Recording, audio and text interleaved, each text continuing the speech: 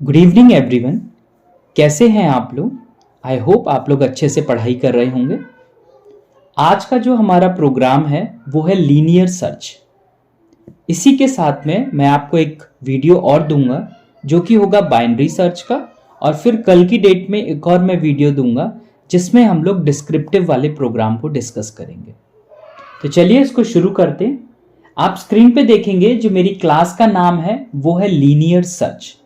तो आप समझ पा रहे होंगे कि ये लीनियर सर्च का प्रोग्राम है। हम इसको एक बार चलाते हैं और फिर लाइन बाय लाइन हम इसको समझेंगे। तो सबसे पहले मैंने क्या किया, मैंने कंपाइल पे क्लिक किया। नीचे देखिए लिखा आया class compiled no syntax error, मतलब कि हमारा प्रोग्राम बिल्कुल सही है। अब हम लोग जाते हैं इसके आउटपुट पे जाते हैं। यहाँ पे हमने किया राइट क्लिक किया हमने, और वहां जाके हमने अपने प्रोग्राम को रन कराया। जब हमने रन कराया तो ये फुली यूजर डिफाइंड प्रोग्राम है। तो सबसे वो पहले पूछ रहा है कि आपकी एरे की साइज कितनी होगी। तो मान लीजिए मैंने डाला 4। अब वो कह रहा है कि उसमें वैल्यूज को आप इनपुट कर दीजिए। तो फॉर एग्जांपल मैंने किया 2, फिर 5, फिर 3, फिर 9। तो क्योंकि 4 ही इसका 4 ही इसका साइज था, तो हमने 4 वैल्यूज को ही वहां पे इनपुट किया, 2, 5, 3, 9। ठीक है। अब वो कह रहे हैं input a number you want to search. तो सबसे पहले तो जो हमने अपना डेटा अभी इनपुट किया है उसमें से सर्च करते हैं, तो देखते हैं क्या आउटपुट आता है। फिर कोई अदर नंबर सर्च करेंगे और देखेंगे क्या आउटपुट आएगा। तो फॉर एग्जांपल अभी मैंने लिखा है 9। तो देखिए क्या आया, नंबर इज एट 3 इंडेक्स। ठीक है। तो आपको पता है ये एक एरे का प्रोग्राम है और एरे हमेशा 0 से अपने इंडेक्स वैल्यू को स्टार्ट करता है या समझता है। तो 0 पोजीशन पे कौन होगा, 2, फर्स्ट पे 5, सेकंड इंडेक्स पे 3 और थर्ड इंडेक्स पे 9। इसीलिए आपका यहाँ पे जो आंसर आया हुआ है वो 3 इंडेक्स आया हुआ है। आई थिंक आपको इस बात से कोई कुछ भी दिक्कत नहीं होगी कि इंडेक्स नंबर क्या होता है। मैं आपको रिवीजन के लिए बता देता हूँ। हमारा डेटा टाइप जो होता है, डेटा का टाइप, हम अपनी इंफॉर्मेशन, अपना डेटा, अपना कंटेंट कैसा इनपुट कर रहे हैं उसका टाइप। अगर आप नंबर भर रहे हो तो वो इंट फॉर्म में जाएगा। अगर आप किसी की ट्रू एंड फॉल्स में जाते हो तो उसका डेटा टाइप बूलियन होगा। इस तरीके का डेटा टाइप होता है। अब ये जो डेटा टाइप होते हैं 2 पार्ट्स में डिवाइड होते हैं, एक होता है प्रिमिटिव और एक होता है non primitive. Primitive data type में आपको पता है इंट, लॉन्ग, बूलियन वगैरह ये सब आते हैं, और नॉन प्रिमिटिव वो होते हैं जो इंडेक्स वैल्यू के हिसाब से काम करते हैं, जैसे कि आपका 0, 1, 2, 3, 4। एग्जाम्पल कौन कौन से हो जाएंगे, एरे हो जाएगा, स्ट्रिंग हो जाएगा, क्लास हो जाएगा, एक्सेट्रा। ठीक है। चलिए अब हम क्या करते हैं, इसको क्लियर कर लेते हैं स्क्रीन को, और फिर से इस प्रोग्राम को हम यहाँ पे रन कराते हैं। रन कराने के बाद में कोई और ऐसा नंबर इनपुट करेंगे जो देखते हैं कि क्या है। तो मान लीजिए फिर से हमने वही अपना 4 साइज का एरे डाला, 2, 6, 9, 3 इनपुट कर दिया। कह रहा है कौन सा नंबर आपको सर्च करना है, हम इसके अलावा कोई और नंबर ले लेते हैं। मान लीजिए हमने डाल दिया 12। हमने एंटर किया, देखिए उसमें आ रहा है नॉट फाउंड। हमारे एरे के अंदर ये डेटा है ही नहीं, क्योंकि हमने इनपुट क्या कर रखा था, 2, 6, 9, 3। तो इस तरीके से हम सर्चिंग कर सकते हैं। अब अच्छे से इस प्रोग्राम को समझते हैं हम लोग, लाइन बाय लाइन पूरा कॉन्सेप्ट जानेंगे कि क्या होगा, और उसके बाद में आपके जो भी कोई डाउट्स हो तो आप अपने कमेंट सेक्शन में पूछ सकते हैं। तो देखिए ये ऑलरेडी मैंने आपके लिए यहाँ पे रखा हुआ है, मैं लाइन बाय लाइन आपको समझाता हूँ। सबसे पहले कल मैंने आपको ये लाइन बता दी थी, import java.util.strct। क्या है ये, आपका एक पैकेज है ये। ठीक है। आप इसको क्या बोलते हैं, आप अपना पैकेज बोलते हैं। और ये जो एस्ट्रिक है इससे क्या होगा कि आपकी सारे के सारे क्लासेस जो भी इस पैकेज के अंदर होंगे वो कॉल हो जाएंगे, मैंने कल भी बताया था। फिर लाइन नंबर 2 में क्या लिखा हुआ है, पब्लिक क्लास लीनियर सर्च। इसका मतलब ये लीनियर सर्च का प्रोग्राम है। तो एग्जाम्पल के तौर पे अगर आप देखोगे, मान लीजिए मेरे ये एक एरे है, इस एरे में कुछ कंटेंट बना हुआ है 2, 3, 9, 6। ठीक है। और मुझे 9 सर्च करना है। तो लीनियर का मतलब क्या होता है, शुरू से। तो सबसे पहले वो 2 से कंपेयर करेगा, बोलेगा नहीं। फिर वो 3 से कंपेयर कराएगा, बोलेगा आंसर नहीं है। फिर वो 9 से कंपेयर कराएगा और उसको आंसर सही मिल जाएगा, और इसी तरीके से वो अपना आउटपुट वहां पे दे देगा। अगर मान लीजिए कि इसमें से कोई नहीं होगा तो वहां क्या आ जाएगा, नॉट फाउंड। ठीक है। आपको वो नंबर नहीं मिला है, इस तरीके से। तो देख लेते लाइन नंबर 3 आपका मेन फंक्शन, कई बार आप लोग पढ़ते हुए आए हैं। लाइन नंबर 4 में मैंने यहाँ पे आई को डिक्लेयर किया हुआ है और डी को डिक्लेयर एंड इनिशियलाइज दोनों करके रखा हुआ है। तो इस समय मेरे जो डी की वैल्यू है वो कितनी बन चुकी है, वो बन चुकी है 0। लाइन नंबर 5 है, आपको पता है आप कई बार लिखते हो scanner SC equals to new scanner system dot in, semicolon वगैरह का, ब्रैकेट्स का बहुत ध्यान रखिएगा, कोई गलती आपसे ना हो।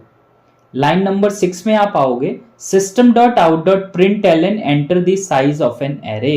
अगर हम अपने आउटपुट पे चले जाएं, ठीक है, हम अपने आउटपुट स्क्रीन पे अगर आ रहे हैं तो सबसे पहले हमारे यूजर को क्या लिखा मिलेगा, वो यही लिखा मिलेगा enter size of an array. ठीक है, इस तरीके से, मैं पूरा नहीं लिख रहा हूं, ऐसे मान लीजिए ऐसे आ जाएगा। तो क्या करेगा हमारा यूजर, क्योंकि एलएन लगा हुआ है तो इसको प्रिंट होने के बाद कर्सर कहां हो जाएगा, नेक्स्ट लाइन में। तो मान लीजिए हमारे यूजर ने क्या डाल दिया, 4 हमारे यूजर ने वहां पे इनपुट कर दिया।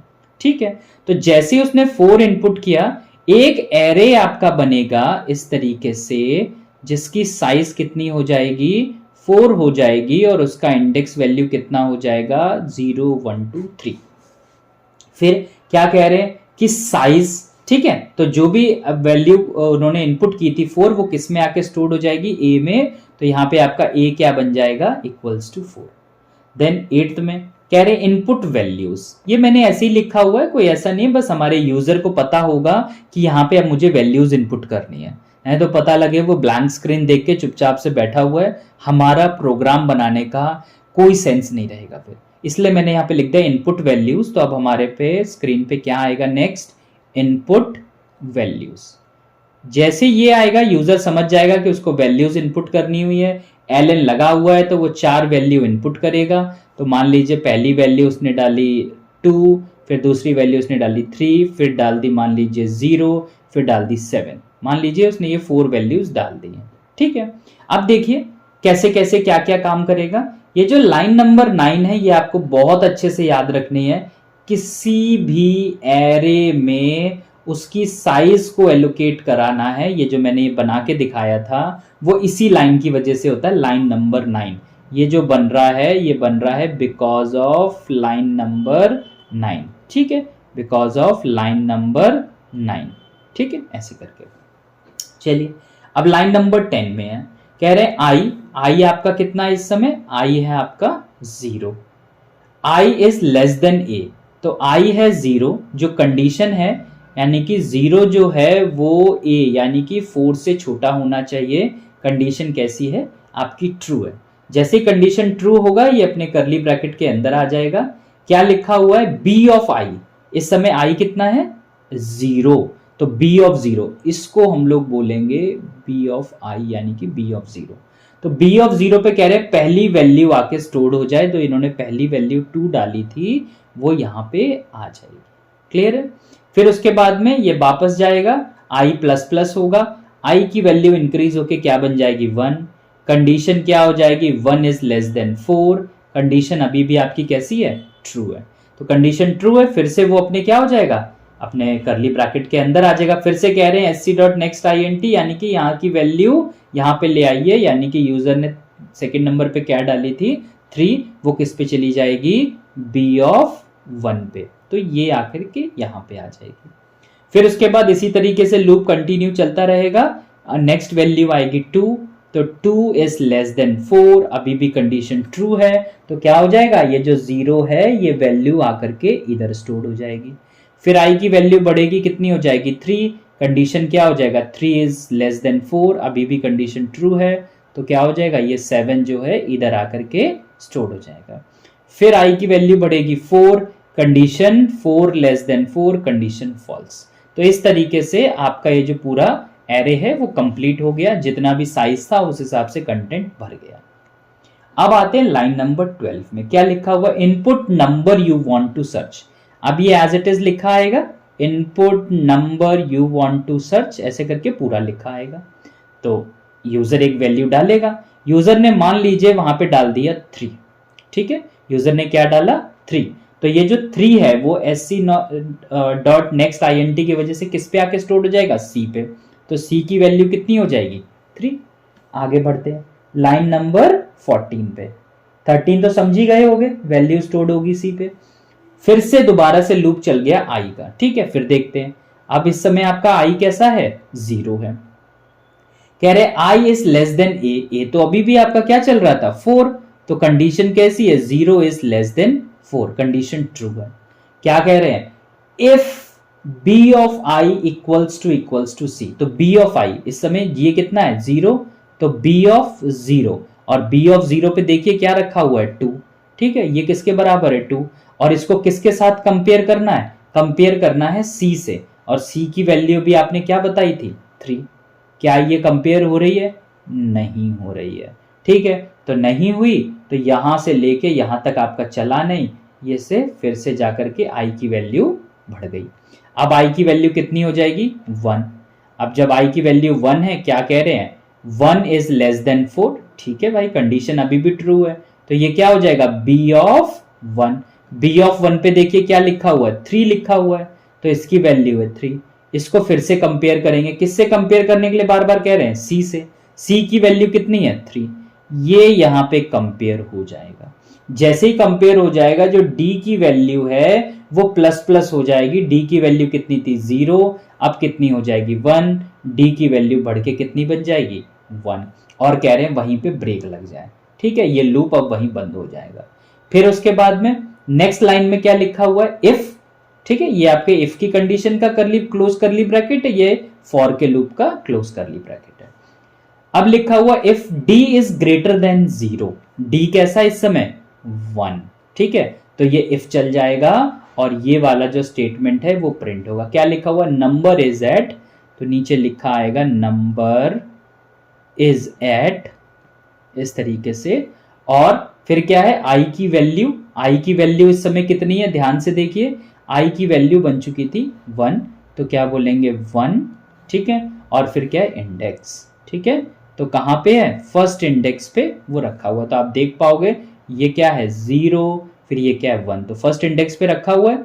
इसी तरीके से सर्चिंग हो जाएगी।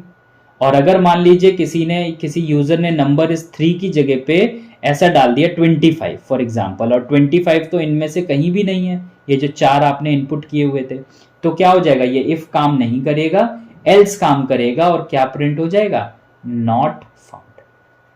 तो मेरे हिसाब से आपको ये अच्छे से समझ में आया होगा। इसी तरीके से आप लोग वीडियो देखते रहिए, सारे के सारे अच्छा रिवीजन हो जाएगा। एटलीस्ट वो 60 नंबर का तो रिवीजन मैं आप लोगों को करवा दूंगा, ठीक है। और भी दोस्तों को शेयर करिए वीडियो, जो भी आपके क्लासमेट्स हैं, सबको नॉलेज मिलनी चाहिए। जैसा मैंने क्लास में पढ़ाया था सेम उसी फॉर्म में इसलिए मैं पढ़ा रहा हूँ, ताकि आप जल्दी से जल्दी टच में आ जाए। तो चलिए फिर आई थिंक अब नेक्स्ट वीडियो का आपको वेट करना चाहिए। नेक्स्ट वीडियो आपका बहुत जल्दी मिलेगा बाइनरी सर्च पे। Thank you everyone.